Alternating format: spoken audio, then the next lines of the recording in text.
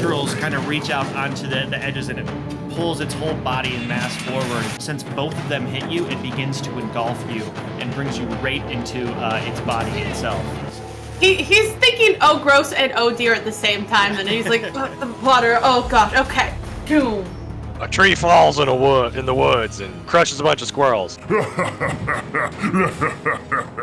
Alright, I made it laugh. Yeah, I'm gonna bless. We'll give Thur and Buck. Get 27 to hit. That's gonna be with my great axe. And he's going to take out his shock gloves for the second it stops laughing. Ooh, nat 20 on that attack. Cool. You take your axe, overhead swing, you bury it deep. As you do that, it kind of like shakes itself awake, and as it stops laughing, Thur, you feel the electricity kind of leave your glove and go into this mass. You realize that in the spot where you touched, another tendril begins to form, and in fact seems to heal it. Oh, that was a bad idea. That was a very bad idea. That was a very, very bad idea. I'll do Tasha's hideous laughter again. Oh God. My jokes are terrible. I'm really sorry. I'm gonna hold the dead until Thur gets out of range. It has everything that it can do, just if it can stand up is the only thing. Thur is hiding behind the table, holding his crossbow action. It's like fighting a bag of leaves. There's a loud bong in the air as like an invisible bell rings and it shakes the mound. Okay, well it takes 8 necrotic damage. So as more tendrils begin to like drop off, like off the outside of it from the necrotic damage, it stops laughing, and then more attacks just rail right in. It looks angry, and it looks like it can get back up and finally attack now because it's its turn. Oh no. Thur's down. My gosh. Thur only got 17 health. Thur is dying. As it begins to both wrap its arms around your body and pulls you in to begin engulfing you. Nat 20. It's looking pretty beat up at this point in time, but still ready to attack. And I'm gonna cast Tasha's hideous laughter on it again. All right, let's roll it. Let's see what happens. Yeah. What just has happened to me? I can't roll. Those jokes are just killers. Every single one. Bonus action, spare the dying. Small little bead of light just comes out of the holy symbol, which is a skeleton hand. It begins to float around the room. It goes the direction that you're pointing, that you're thinking, but it doesn't appear to enter any body. As Thur comes back to life, without your spell. Nat 20! Oh wow! What? Thur rolls a nat 20 on the death saving throw. I'm gonna choose to whack it with my quarterstaff in one arm, while on the other hand I'm like, Landlaw, where should I hit it? I was going in there to grab Thur, but we're in trouble. It's almost losing its grasp even on Thur at this point in time, as it's just slowly just slumping over and holding itself up and slumping over again. As its arm just kind of slams right across the bottom of your legs, and you just kind of somersault to the side. I am knocked out with a dog. Thur is going to angrily take out his dagger and just start stabbing this thing from the inside. Alright. Okay, sorry. Still good, you go. Nat 20.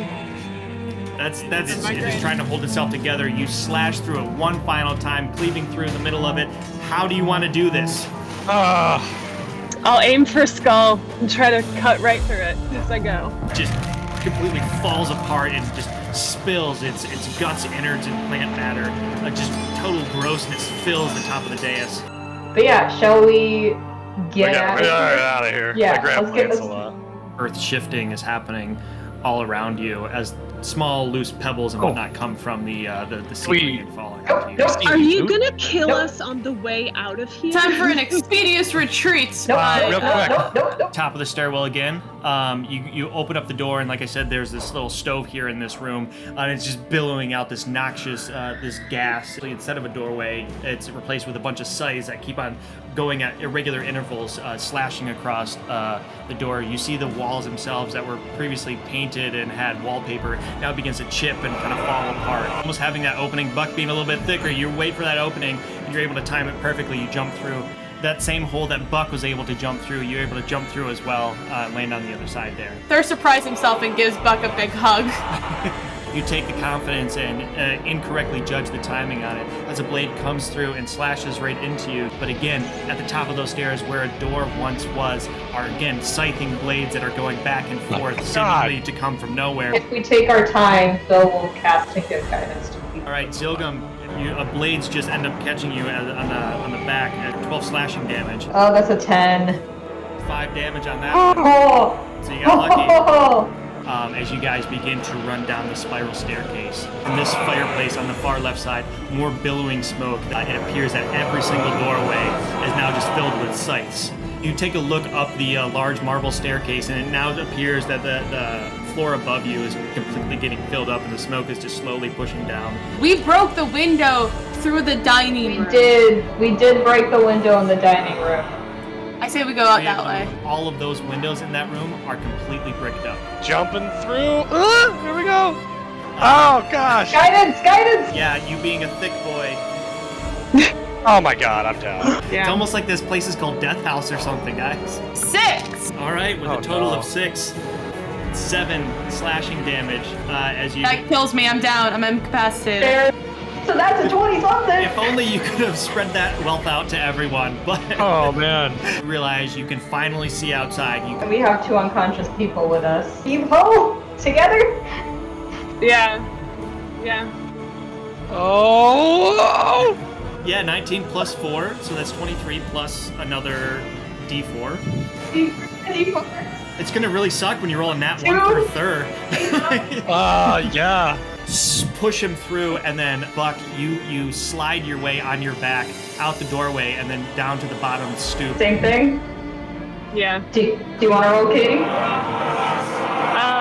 Sure. Take that guidance. Nat 1. Oh. Oh! You're at 0 hit points. I have to do 2d10 damage right now. I cleared it out. The first thing that I rolled was a 10. No joke, the first thing that I rolled was a 10. The second thing was a 3. You get 2 failures going through it, but you make it out the You're other alive. side. Okay, I'm going next. 12. You dash out and you think you can make it, but you take damage. I'm out. You take a Down. total of 10 damage as you Oh fall my outside. Phil, what are you doing right here? I say a very quick prayer. With a 17, you make it out. The only person conscious to exit the death house. I need Zilgum and Third to do a death saving throw. 50-50 shot, guys. I'm either going to be fully dead or live, maybe. Oh, Phil, what are you For doing one. in here? As you see, pretty much everyone laying in front of you. Spare the dying on Thur. Because I know Thur got beat up more. Okay. Beat of light, as you had said, comes out the tip of the hand. It's at the end. It begins to float down, following exactly where you had requested it to go to. All your friends laying in front of you. You're requesting it to go into Thur, just hoping. Accepts into Thur's body and you're stabilized. So, Just one at a time, you cast your spell and the bead goes floating down. And then gets accepted into Zilgum as well as you stabilize Zilgum. starts crying. Phil just ugly sobs on the steps. You see, near the edge of the road, a small wooden coffin that would be the size for a child. At the top, you see a note that's tied to it. It says, "Welcome to Barovia," signed with the letter S. And a tag saying, "Delivered to Master Ismark Kolyanovich." And at the very bottom of the coffin, you see 3 health potions. To the tavern. Yep. To the tavern. That'll heal all wounds, right?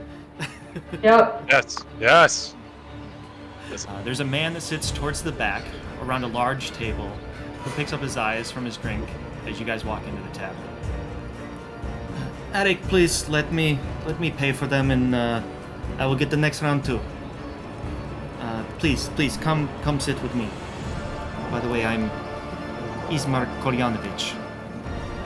Kolyanovich, that is my father, the burgomaster. This is the seal of Strahd himself. He's a very evil man. This letter bears his mark and potentially his handwriting. Okay, well, what about this letter? And I'll pull out the other letter that we have. What this letter says is true. I very much would like to get my sister out of Barovia and to the town of Valaki. Well, you see, my colleagues and I, and I'll kick Buck, just almost got eaten by a house, so there's gonna need to be a lot of money involved.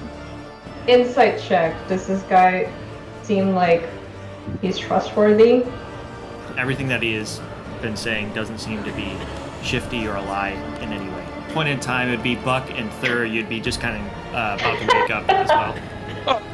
Oh, Okay. my head. Oh, Why my- do all the Thur will go clean himself up in the horse trough.